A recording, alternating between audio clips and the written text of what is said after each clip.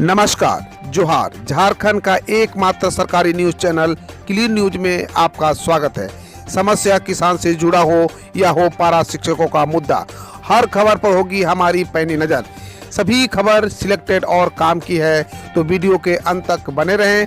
साथ ही आप न्यूज को किस गांव या शहर से देख रहे हैं, हमें कमेंट में ज़रूर बताइए।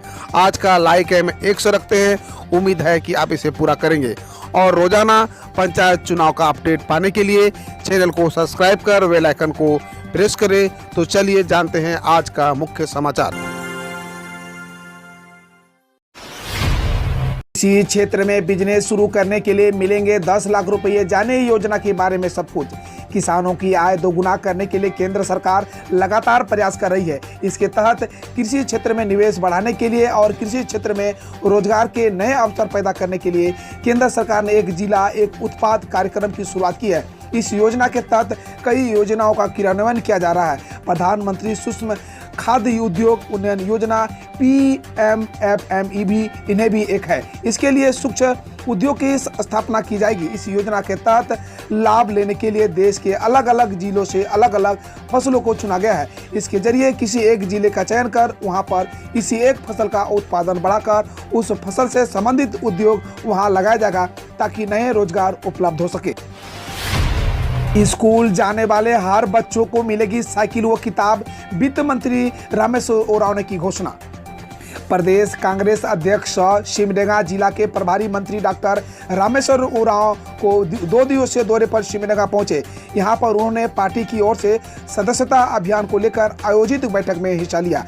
डॉक्टर उरांव ने कहा कि सही मायने में विकास का काम राज्य में कांग्रेस गठबंधन की सरकार कर रही है। भाजपा की ओर से यह भले ही सबका साथ सबका विकास का दावा किया जाता है, लेकिन यह मात्र स्लोगन भर बनकर रह गया है। असली विकास का काम कांग्रेस गठबंधन सरकार कर रही है।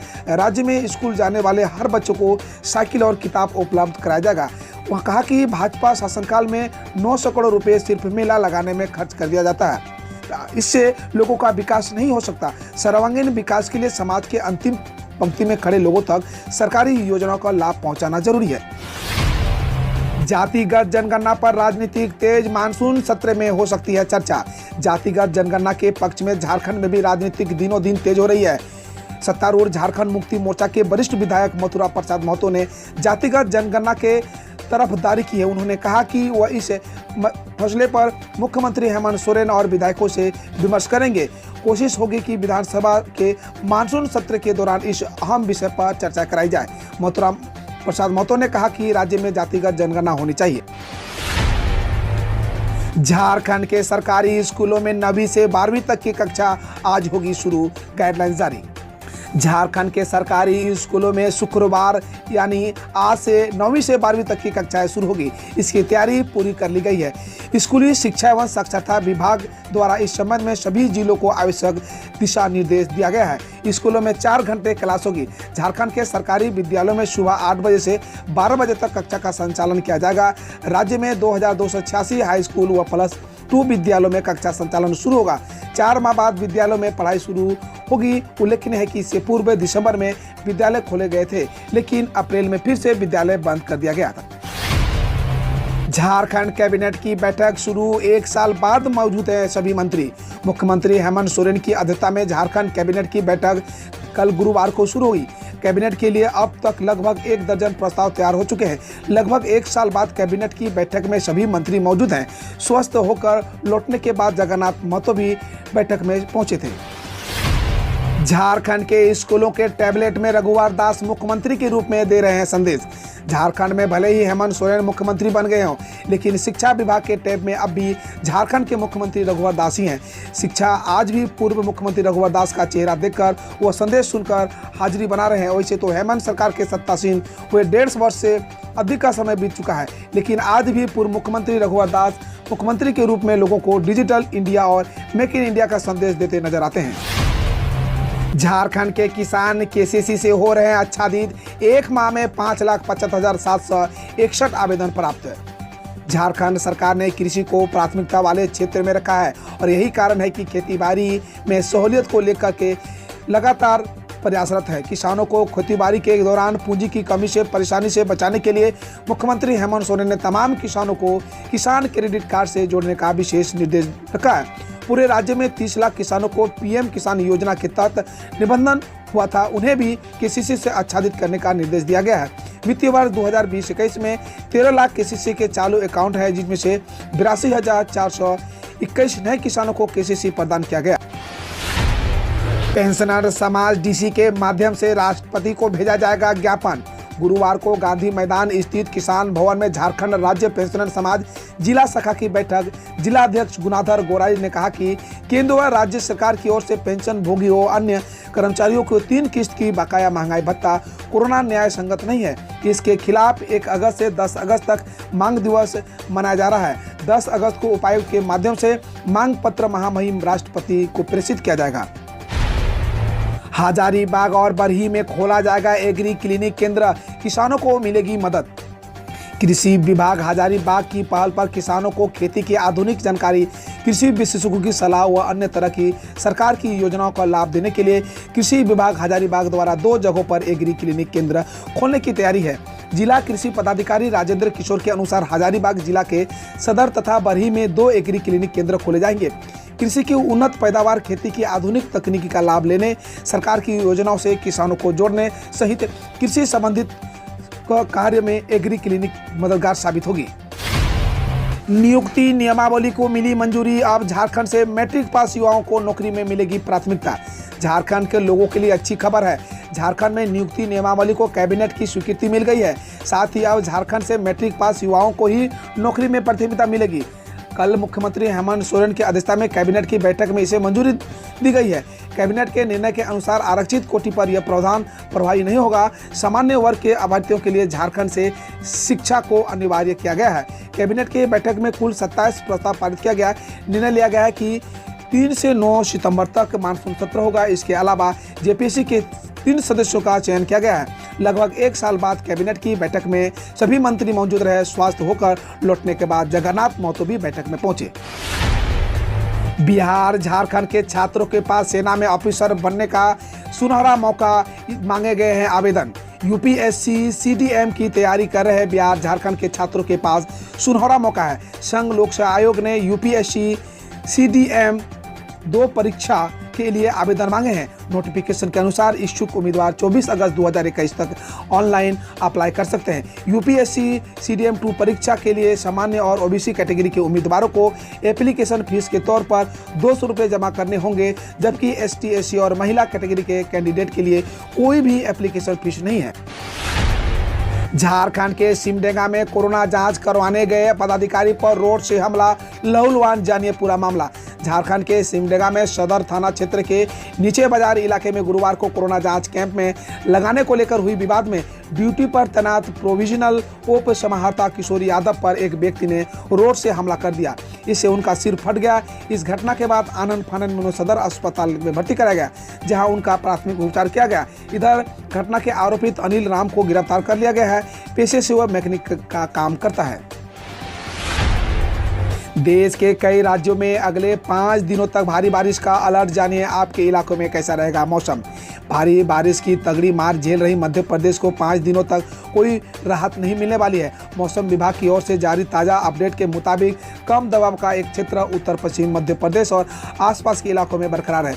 यही नहीं, मानसून ट्रफ रेखा गंगानगर नारोल उत्तर पश्चिम मध्य प्रदेश में ऊपर निम्न दबाव क्षेत्र के केंद्र से गुजरती हुई वाराणसी, गया, बांकुड़ा के मध्य दक्षिण पूर्व की ओर बंगाल की उत्तर पूर्वी खाड़ी की ओर जा रही है। इसकी वजह से अगले 5 दिनों तक मध्य प्रदेश के और विभिन्न राज्यों में बारिश होने की संभावना है। अब खबर देश विदेश और देश की विभिन्न योजनाओं से। अनुच्छेद 370 हटाए जाने की दूसरी वर्षगांठ पर श्रीनगर में जामा मस्जिद के पास धमाका। जम्मू कश्मीर में अनुच्छेद 370 हटाए जाने की दूसरी वर्षगांठ पर श्रीनगर में गुरुवार को जामा मस्जिद के पास एक धमाका हुआ। अधिकारियों ने बताया कि अब तक धमाके में कोई भी हताहत नहीं हुआ है और पुलिस इस मामले की जांच कर रही है। अधिकारियों ने बताया कि यह एक आईडी धमाका था।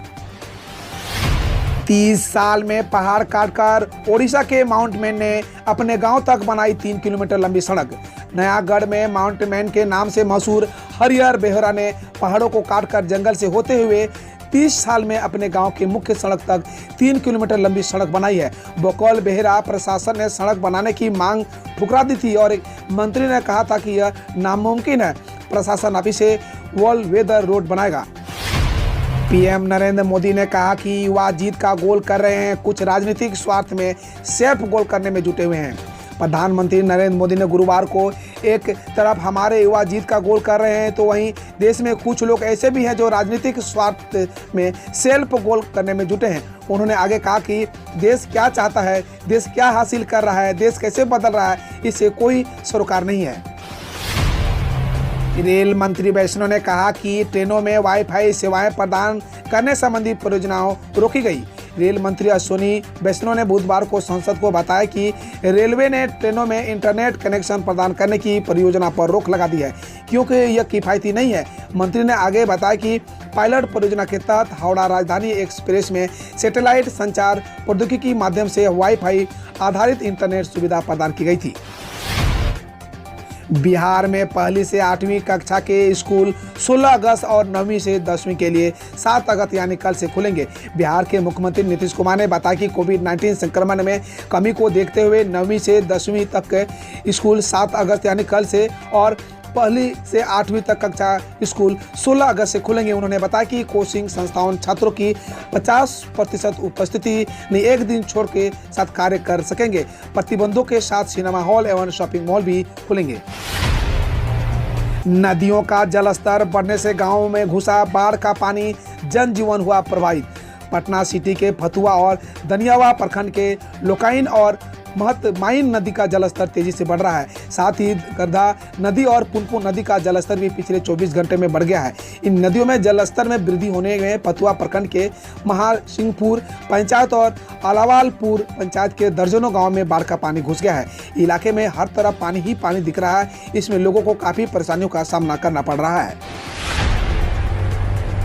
यूपी चुनाव के लिए मोदी सरकार का बड़ा दांव, अब राज्य बनाएंगे ओबीसी लिस्ट, कैबिनेट ने लगाई मुहर। प्रधानमंत्री नरेंद्र मोदी के कैबिनेट ने बड़ा फैसला लेते हुए संविधान संशोधन बिल को मंजूरी दे दी है। इसके बाद अब मोदी सरकार इस बिल को संसद में पेश कर सकती है। मीडिया रिपोर्ट्स के मुताबिक केंद्र सरकार इसी सप्ताह बिल को सदन में पेश कर सकती है। अब अगर यह बिल सदन में पास हो जाता है तो राज्यों को अपनी ओबीसी लिस्ट बनाने का अधिकार मिल जाएगा और इसके बाद राज्य चाहे तो किसी जाति को ओबीसी के रूप में शामिल कर सकता है और उस जाति को आरक्षण की सुविधा दे सकता है। नहीं ली है कोरोना वैक्सीन की दोनों डोज तो रुकेगी सैलरी, सरकार ने जारी किया निर्देश। अगर आप सरकारी नौकरी करते हैं और अब तक कोरोना वैक्सीन की दोनों डोज नहीं लिए हैं तो आपकी परेशानी बढ़ सकती है। हरियाणा सरकार ने ऐसे कर्मचारियों को वेतन पर रोक लगा दी है जिन्होंने कोरोना वैक्सीन की दोनों डोज नहीं ली है। 9 अगस्त को बंगाल के 9,50,000 किसानों को नहीं मिलेगा पीएम किसान का पैसा, जानिए वजह। प्रधानमंत्री किसान सम्मान निधि योजना की 2,000 रुपये की 9वीं किस्त देश भर में किसानों के बैंक अकाउंट में आ जाएगी, लेकिन पश्चिम बंगाल के 9,50,000 किसानों के नाम इसी सूची में पीएम नरेंद्र मोदी की सरकार ने हटा दिए हैं। इस मुद्दे पर ममता बनर्जी और केंद्र की पीएम नरेंद्र मोदी की सरकार के बीच ठन गई है। हालांकि बंगाल के 28,39,000 किसानों को पीएम किसान निधि की दूसरी किस्त जरूर मिलेगी। जांघों को गलत तरीके से छूना भी बलात्कार, केरल हाई कोर्ट ने रेप की परिभाषा को किया विस्तार। केरल हाई कोर्ट ने बलात्कार की परिभाषा को विस्तार देते हुए कहा कि एक महिला के साथ रेप की कोशिश में उसके जांघों को गलत तरीके से छूना भी रेप ही माना जाएगा। हिंदुस्तान टाइम्स ने यह खबर समाचार एजेंसी पीटीआई के हवाले से प्रकाशित किया है। केरल हाई कोर्ट के जज विनोद चंद्रन और जियाद रहमान की पीठ ने यह ऐतिहासिक फैसले लेने में व्यवस्था दी। अगर एक महिला के साथ रेप के उद्देश्य से उसके जांघों को गलत तरीके से पकड़ा जाता है और संबंध नहीं भी बनाया जाता है तो भी उस क्रिया को आर्टिकल 375 के तहत रेप ही माना जाएगा। रवि दहिया ने रेसलिंग में भारत को दिलाया सिल्वर, ब्रॉन्ज मेडल से चुके दीपक पुनिया। टोक्यो ओलंपिक 2020 में भारत के लिए गुरुवार का दिन खास रहा। पुरुष हॉकी टीम ने इतिहास रचते हुए 41 साल बाद कांस्य पदक अपने नाम किया, जबकि रेसलिंग में रवि दहिया ने रजत पदक जीता। हालांकि दहिया का गोल्ड जीतने का सपना टूट गया। पुरुषों के 57 किलोग्राम भार वर्ग में फाइनल में रवि दहिया को रूसी ओलंपिक समिति के पहलवान जावोर यू 1 से 7-4 से हराया। युगो ने अपने बेहतरीन खेल का प्रदर्शन किया। यू गेव ने शुरुआती अंक बनाए, लेकिन रवि जल्द ही स्कोर 2-2 कर रूसी खिलाड़ी ने फिर से बढ़त हासिल कर ली। रवि पहले राउंड के बाद 2-4 से पीछे थे। दूसरे राउंड में भी युगोवे ने 1 अंक बनाकर अपनी बढ़त मजबूत की। रवि दूसरे राउंड में भी 2 अंक भी जुटा सके। और बंगाल में बाढ़ से 23 की मौत, लाखों बेघर। पीएम नरेंद्र मोदी ने किया मुआवजा का ऐलान, शुरू हुई राजनीति।